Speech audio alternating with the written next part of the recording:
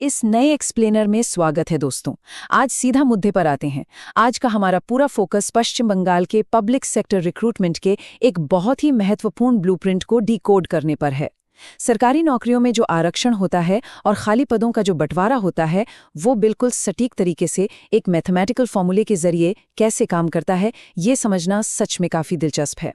तो चलिए बिना किसी देरी के शुरू करते हैं। अब स्क्रीन पर जो दिख रहा है वो एक बहुत ही फॉर्मल सरकारी दस्तावेज है। ऊपर सत्यमेव जयते का शानदार एम्ब्लेम है। ये लेबर डिपार्टमेंट की तरफ से जारी 25 मई 2026 की ऑफिशियल कोलकाता गजट नोटिफिकेशन है और यही वो मास्टर डॉक्यूमेंट है जो राज्य में नौकरी की रिक्तियों यानी वैकेंसीज के निष्पक्ष बंटवारे के नियम तय करता है। देखने में ये थोड़ा जटिल या कह लें कि टिपिकल सरकारी कागज लग सकता है, लेकिन आज इसे बिल्कुल आसान भाषा में ब्रेक डाउन करेंगे। तो इस घने प्रशासनिक टेक्स्ट को समझने के लिए हमने इसे 4 छोटे और लॉजिकल हिस्सों में बांटा है। पहला, 2026 की गजट अधिसूचना का बेस।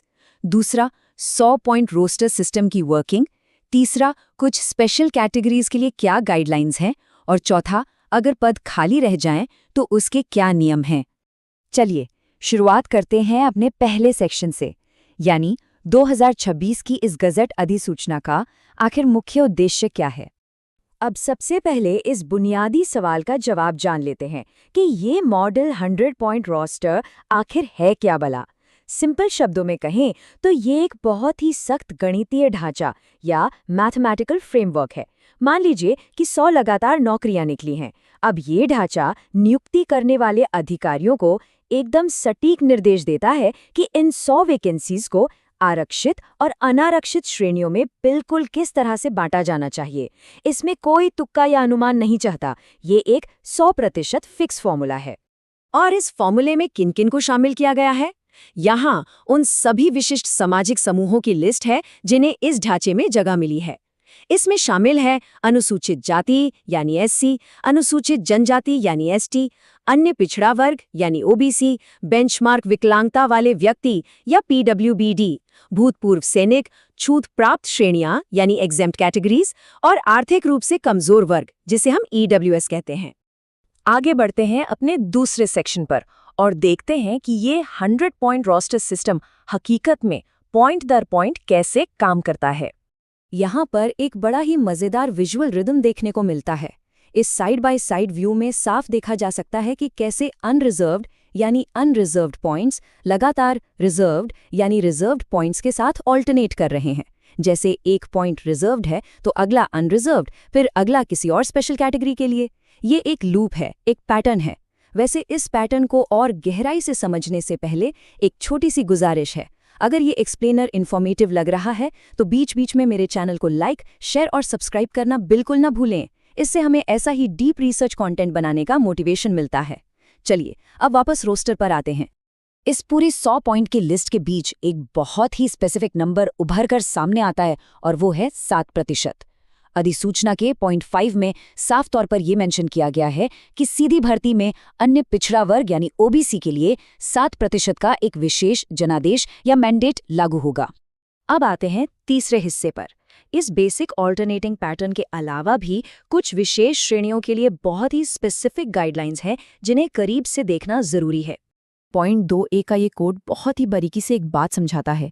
इसका सीधा सा मतलब ये है कि 100 में से 4 पॉइंट्स बेंचमार्क विकलांगता वाले व्यक्तियों यानी पीडब्ल्यूबीडी के लिए रिजर्व तो हैं, लेकिन ये पहले से तय नहीं होता कि कौन सा पॉइंट किस विशिष्ट विकलांगता के लिए है। ये बिल्कुल जेनरिक होते हैं। विशिष्ट विकलांगता का मिलान असल में तब किया जाता है जब भर्ती की प्रक्रिया चल रही होती है। देखा जाए तो ये बहुत ही प्रैक्टिकल अप्रोच है। अब इस तुलना को देखिए जो पॉइंट 3 और 4 के जटिल डेटा को एकदम सिंपल कर देती है। एक तरफ मेधावी खिलाड़ी यानी मेरिटोरियस स्पोर्ट्स पर्सन हैं जिनके लिए पूरे 100 के चक्र में सिर्फ 2 फिक्स स्लॉट हैं, 33वां और 66वां पॉइंट। वहीं दूसरी तरफ ग्रुप सी और ग्रुप डी रोल्स में भूतपूर्व सैनिकों के लिए कई सारे पॉइंट्स आवंटित किए गए हैं।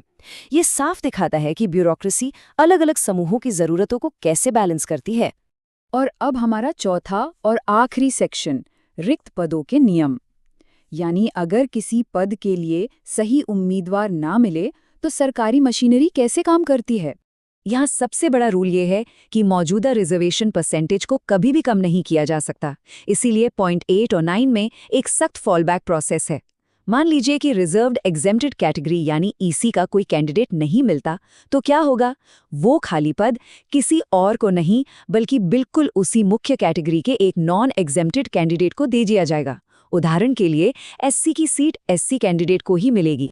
सारे फैक्ट्स को समेटते हुए डॉक्यूमेंट का पॉइंट 10 एक सुपर सेशन जनादेश की पुष्टि करता है। मतलब मुख्य सचिव मनोज कुमार अग्रवाल द्वारा जारी ये 25 मई 2026 का ऑर्डर अब सबसे लेटेस्ट और फाइनल रूल है, जिसने जनवरी 2026 की पुरानी नोटिफिकेशन को पूरी तरह रिप्लेस कर दिया है। वैसे इस तरह के कॉम्प्लेक्स टॉपिक्स अगर अच्छे लग रहे हों तो चैनल को लाइक, शेयर और सब्सक्राइब जरूर कर लें। तो इस पूरे एक्सप्लेनर के अंत में एक बहुत ही अहम और सोचने वाला सवाल उठता है। जब हम प्रशासनिक नीतियों और सामाजिक न्याय को 100 पॉइंट रोस्टर जैसे एक सख्त गणितीय ढांचे में बांध देते हैं, तो इसका असली दुनिया पर क्या असर पड़ता है? क्या इससे सच में एक परफेक्ट निष्पक्षता या फेयरनेस आती है? इस पर विचार करना बहुत जरूरी है। आज के इस विस्तृत विश्लेषण में बस इतना ही। अगले एक्सप्लेनर में एक नए विषय के साथ फिर मुलाकात होगी।